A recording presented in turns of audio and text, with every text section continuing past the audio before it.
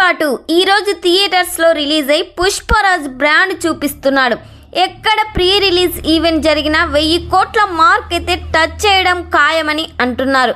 ఇంతకీ పుష్ప 2కి theatrical business ఎంత జరిగింది, ఎంత వసూలు చేస్తే బ్రేక్ ఈవెన్ టార్గెట్ రీచ్ అవుతుందో చూద్దాం. ఇండియాలోనే ఏ సినిమాకు కూడా 1000 కోట్ల బిజినెస్ అయితే జరుపుకోలేదు. పుష్ప 2 వరల్డ్ వైడ్గా థియేట్రికల్ బిజినెస్తో పాటు శాటిలైట్స్, ఓటీటీ, ఆడియో రైట్స్ కలిపి 1000 కోట్లు అయితే బిజినెస్ అయితే జరిగింది. ఇప్పటి వరకు RRRకున్న వరల్డ్ వైడ్ థియేట్రికల్ బిజినెస్ 450 కోట్లకు అమ్మితే 614 కోట్ల షేర్ అయితే వచ్చింది. 1152 గ్రాస్ అయితే ఈ సినిమా వసూలు చేసింది. పుష్పరాజ్ దానికి మించి బిజినెస్ అయితే దాటేశాడు. పుష్ప 2 థియేట్రికల్ రైట్స్ 617 కోట్లకు ఈ సినిమా అమ్ముడయింది. థియేట్రికల్ 500 కోట్లకు పైగానే దాటిన తొలి ఇండియన్ సినిమాగా ఈ సినిమా నిలిచింది. మొదటి రోజు 300 కోట్ల గ్రాస్ అయితే 120 కోట్ల షేర్ అయితే వస్తుందని ట్రేడ్ వర్గాలు అంచనా వేస్తున్నారు.